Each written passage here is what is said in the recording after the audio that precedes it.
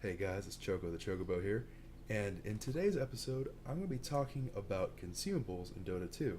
Um, and in other episodes in the future, I'll be talking about different kinds of items, and I'll be talking about it organized by, these things here. In this case, I'm talking about consumables, and then later on, I'll be talking about attributes, armaments, stuff like that. But let's get right into it. I'm not going to start off with the first one yet. I'm actually going to talk about this guy first, because people have issues with this, I guess, and it's very important to understand. So this little guy here is the animal courier. Now, the default skin is a donkey. Sorry for the Skype, but basically what you can do is you can use the courier to help vary you items. So if you're in lane, you're battling it out here or whatever else, and you're just kind of poking along. You may need something from the base shop. You may need something from the secret shop, maybe even the side shop. And what this does is it gives you a way to vary you items. Like, you don't have to go back yourself. You can actually have this little dude do it for you. So I'm going to use this right here. I have a skin for it, so it looks like a weasel, but normally it looks like a donkey. This little guy, it's a unit that anyone on the team can control. It's not just you. And he's very fragile, so don't expose him to too much danger. Whenever he's just like a ground courier, it's a one-shot kill pretty much. When he's a big like flying courier, he can take like a couple of hits, but still you probably want to be careful about it. But this guy will vary you items, right? Like, just as an example, I'm going to get this ironwood branch. I can have him pick up a branch. He has his own 6 inventory slot, and he can just deliver it to you. Now, it's important to know that, there are certain commands, right? These things down here. By default, your Q will send him back to base. So just wherever he is on the map, he'll start running back to base. W will send him to the secret shop, and they'll be on whatever side you're on. So if you're on Dire, it's going to go over here, right? Probably just like run out like that. On the Radiant, it's going to go from here all the way, from our base all the way up to there. So that's what happens, right? And obviously those paths change. Once it becomes a flying courier, it just makes a beeline for wherever it's going. So that's W. The E is whenever you just want to return the items, just dump it in your stash. This is actually very important if you are like in the enemy's base and stuff, because you can actually send it back into stash and pick it up from the enemy fountain. So something to keep in mind, not necessarily something that you should be doing very often, but it's there. D gets it from your stash, it pulls it back onto the courier, and then F is the delivery skill. So if you don't want to move everything manually, hit F, it'll take care of it, and you'll start going back to base. Now, whenever you upgrade to a flying courier, and the way you do that is you get this flying courier item here, Your middle tower and you'll is just under start attack. flying, except this one started flying. Let's try it one more time. Okay. See that? Turns into a flying courier. This last skill, Speed Burst, it makes your courier move really fast for a brief amount of time, right? You can see it here. Well, I guess it's not that brief, but it's a finite amount of time. You don't want to be using it for no reason, generally speaking. But it'll make the delivery of items very, very quick. Very important to upgrade this. Not terribly early, but somewhat early in the game. This can make the difference. So basically my rule of thumb is if you have and I mean absolutely no idea what's going on, offer to buy the animal courier. It is a huge buff to your team in terms of you basically need it from the get-go, like otherwise it becomes really frustrating and annoying. But if you have a courier, it just helps your team out. It costs 150 gold, 220 to upgrade it, so don't do it right off the bat. But 150 gold for something that can basically keep you in lane is incredible. It's outstandingly just useful, especially for your mid player, because the top and bottom have side chop. They can kind of get by with most items, but mid needs this. And more often than not, like everyone will ask them, I'm like, hey, if you're playing support, can you buy courier? I'm not going to talk about philosophy about who should be buying courier, stuff like that, but please, please, please bear in mind, animal courier is very important. Your Get top familiar with tower him. is He'll under be your attack. best friend in Dota. Promise, he is great. That's why there's so many dadgum skins for him. He's awesome. But that's enough talk about the courier. Let's talk about the Your other top consumables tower here, is right? under attack. So number one is the clarity potion. Clarity potion, as it says over here, restores mana over time. That's a 30-second duration for 100 mana. It can be worth it, especially early on whenever you have, like, let's say Sven or something, right? You don't have that much mana, you don't have an intelligence value to kind of support your mana regen, and you're not going to get mana regen items probably on certain heroes, so this can help you subsidize your mana costs, and it can help you out a little bit. Due to the long nature of it, in terms of like how long it takes, it's not going to be a terribly huge impact, right?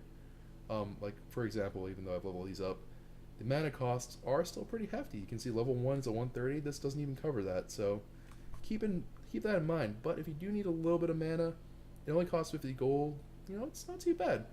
And all you need to do to use it, you can either click on it or just use the hotkey you have it assigned to, and just take this cursor, click on yourself, and bam, using Clarity Potion. And this will kind of keep track of where you are in the process of getting that mana back. Whenever that runs all the way around, that buff or debuff is over. So I have the buff of Clarity, and if I get attacked while this is on in any way, shape, or form, it will just go away. It'll dispel. So when I say dispel, that's what it means. The buff or debuff or whatever is gone. Next we have the Tango.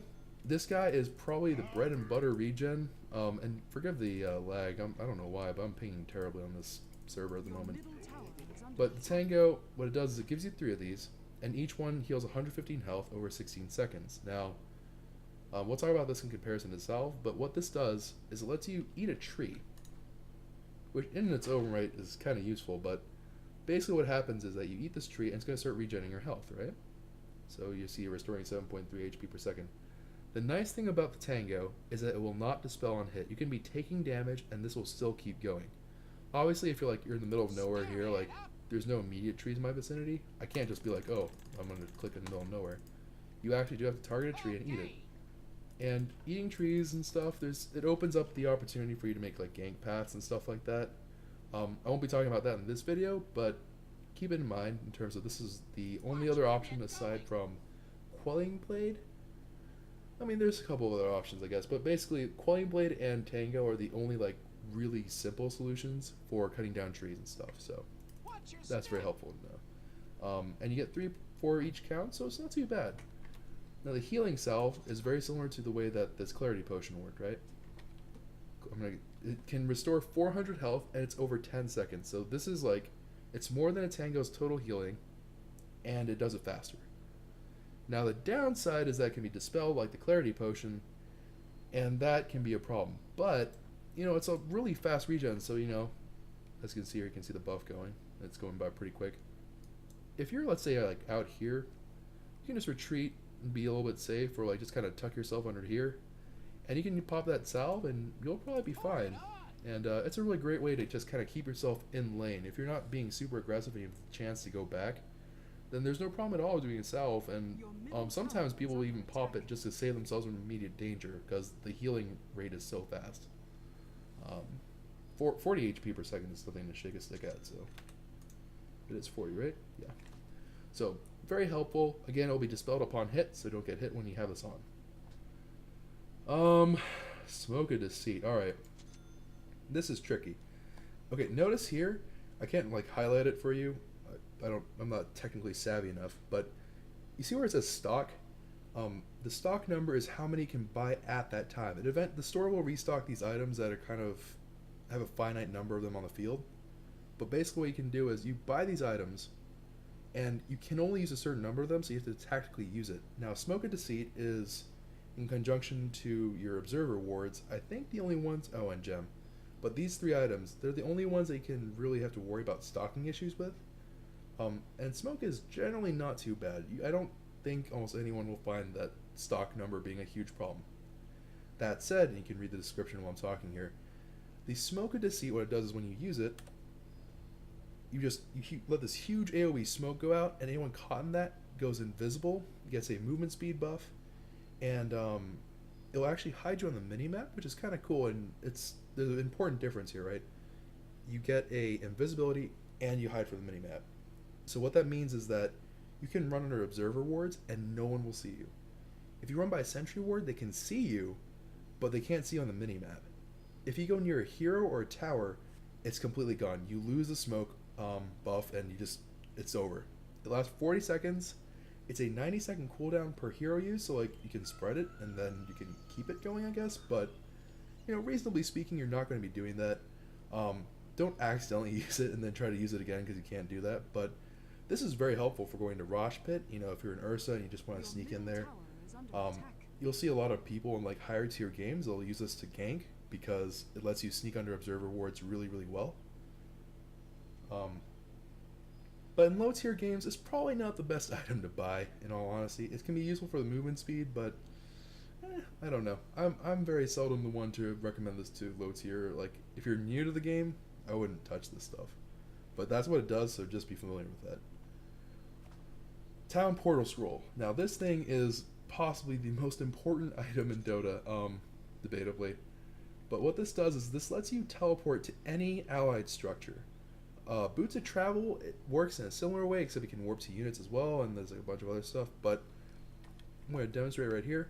What you do is you click on this, and you target any allied building, or you can target on the mini-map. I'll just choose the closest one to wherever you click. And you can just click on there, and you'll start warping towards it. You can kind of like push where it is in terms of destination. So right here, like I warped on that side. I can technically warp on like over here. And there's like manipulations of it, so you can kind of get a fine-tuned detail about where you want to go. And it'll break all trees around you, so you don't have to worry about like getting trapped in a bunch of trees. But this can be very helpful, and is very helpful almost all the time, to both go into a fight or go back to lane really quickly, or to get out. So let's say that you're like caught out here, right? You know, you're far from home, this tower is down or something, you're being chased by some people, you can like duck into a spot where you break line of sight and just hide. And if you hide, then you can just teleport out. And it's very, very handy. It's a lot better than dying to them, right? So it costs 135 gold. There is a cooldown, so you can't just like spam this. And if you do break a teleport, right? If you're stunned, if you're CC'd out of it, push, whatever. If you are knocked out of your teleport, the cooldown procs. So even if you cancel by accident, it's done. So bear that in mind. Now also, you guys probably noticed this, but whenever you cast it, there's this channeling time. You cannot do anything while this is happening. So bear that in mind as well. Very important. I recommend, generally speaking, to always keep one of these on you. Whenever I go back to base, I tend to buy two, just because I want to have one to go back into lane or wherever I want to be, so I can get there faster. And then one to kind of have an escape mechanism if I need to, or get somewhere else quickly. So that's my personal philosophy. You can kind of find what works for you. And it's definitely not necessary, right? Like if you have a really hard time in lane, you don't have any gold, don't waste on TP scrolls. That's a very important problem that some people have. And you can get them from the side shop too, which is handy. But you know, don't fall into the trap of, if you're hurting, don't waste all your money on TP scrolls if you can just walk it, right? But if you like are doing well, it can help you gain more momentum, or if you need to respond quickly, it's there for you. Dust of Appearance. Now, this is, I don't know, it's pretty obvious, I think, but what it does is it leaves like this debuff on enemy heroes that are around you, and what it'll do is it'll reveal them if they're hit within the AoE. And it'll actually stick on them, so you can keep on seeing them even if they leave the area where you dusted, unlike sentry wards, right, where it's like wherever you place a sentry ward, that's all you can see. If they move away from there, then you can't see them anymore. But this will follow them, and it will last 12 seconds. So it's actually a pretty handy thing. So heroes that come to mind are like Rikimaru. Weaver can like ult backwards and get rid of this debuff. So yeah. Slark can death pact it as well. There's a couple heroes that can kind of wipe the debuff off. But in general, very handy to have against stealth heroes, because you can kind of chase them down and you don't have to have it on a centralized location. Very handy. You get 2 per buy. But it's definitely a strong purchase, and here I'm going to show what the radius is like. It's 1050, it's pretty big. 5 mana cost, so technically you should be a little bit careful about this if you have absolutely no mana, but the CD is probably the other thing that's the most important, is that you can't spam it. If you screw up, if you miss, or if you panic dust, then you're out of luck. But that's the AoE for you. You know, it's pretty sizable. So, you know, it pretty much takes up your screen. A little bit less, but you know, it's a decent size. There's that CD I'm talking about. We talk about the couriers, the wards. Now, okay, note, observer wards, you can only buy 2 every so often. The sentry wards, however, you can buy like 1 billion of them, it doesn't matter. Observer wards give you vision. Sentry wards let you see invisible units. So let me go ahead and sell this here so we can demonstrate this out in the field.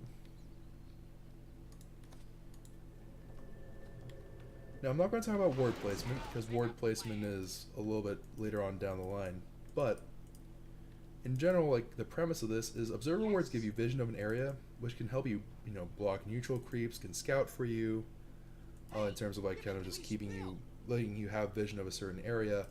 It's very helpful. It's a very important mechanic of Dota, and really importantly, they act like a hero does. So if I put an observer ward down here, I can't see uphill. This is a terrible ward. On the other hand, if I put an observer ward up here, you can see everything that's on its level of height or less. So the higher up you are, the better off you are. You see this like little emblem here? There's this one, and then there is this guy up here. These are the classic ward spots. You can take a look at those at your convenience, but basically just you put a ward there. It's a decent place to check out the runes. Handy, and these things last for 6 minutes, so they last a fair bit. That CD doesn't really matter, and they're very handy. They do run out of stock, so you have to be a little bit careful about it. So you can have 4 on the field pretty much at any given time. I think it's actually like you can get 6 or something out in the field. You can stack them up and build up like a horde, I guess, and then you can just have a ton of them. But per purchase run, you're only gonna get 4. So be careful, don't use this too much. And a lot of people will ask for this if you're new and you're supporting. They'll be like, "Can you please give me an observer ward?" If you don't know where to place it, please ask. It's very good. Observer wards are super duper important though. So sentry wards, however, are a little bit different. They only see invisible units, right? Like that's their main goal in life, is to reveal invisible units to you. And kind of strangely, sorry, I just used bottle. And I just used noise. Observer ward, that's what I want to do. Alright, so that's a sentry ward, right? It gives you a tiny, tiny bit of vision, but basically anything that's within, it's like I'd say about this much. Anything that's away from, anything that's like relatively close to this ward, and like maybe 1,000 away, I don't know what the actual number is, but anything that's relatively close to the sentry ward that's invisible, you can see. And so that's really helpful against even Slark. He can't death pack this off, obviously. Very, very handy. Keep this in mind. Very useful against invisible heroes. Broodmothers especially suffer a huge detriment when you drop this, because you can see them in web and it messes them up. So that's a sentry ward. You can actually place it directly on a rune, and you can see the rune, so it's a possibility if you're like really out of luck and you don't have observer wards, but be cautioned. Both wards are invisible, so like the enemy team won't be able to see either of these wards. And sentry wards act a little bit differently in that they provide invisibility detection regardless of their height. So they can be on low ground, they'll still be able to detect units on high ground in terms of invisibility, but they can't see uphill. So that's that.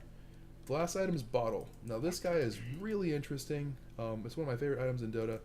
Basically what happens is you get 3 charges per bottle run, right? You can read this there as I walk over. Yes. But basically what happens is you click on it, you'll restore 135 health and 70 mana. It's like a salve or clarity in that if you break it, like if you get hit, it'll be broken, you can't have it anymore. But it's a solid amount of regeneration, and it does it quickly. That said, it's not for everyone, and it refills every time you go back to Fountain, so it's nice if you want that to sustain. I think it could be a good starting item if you're like new to the game and stuff, but this exists, very handy. And what's really interesting about this bottle is that it has a weird interaction with runes. So if I normally click on this, I just pick it up. If I have a bottle, I keep it in the bottle, and I can use this at a later point in time. After 2 minutes, it automatically uses the rune, but basically I can just use it whenever I want, and bam, I get the rune use. Now, this is why some people with bottles will tell you, please, please, please, please do not pick up the rune, let me have it. This is usually why. It also refills their bottle, as you can see, so like I just went from 1 charge or 0 charges to 3. So it's very helpful for those with bottles to kind of have rune control. Bear that in mind. So this is a very long video, guys. I'm sorry about this, but I want to go over all the items if you have any questions about them, so that's why I'm doing it. Please let me know if you liked the video, and I'm going to head out now because this has been really long. Thanks for sticking out, guys, and you have a wonderful and safe day. Bye-bye.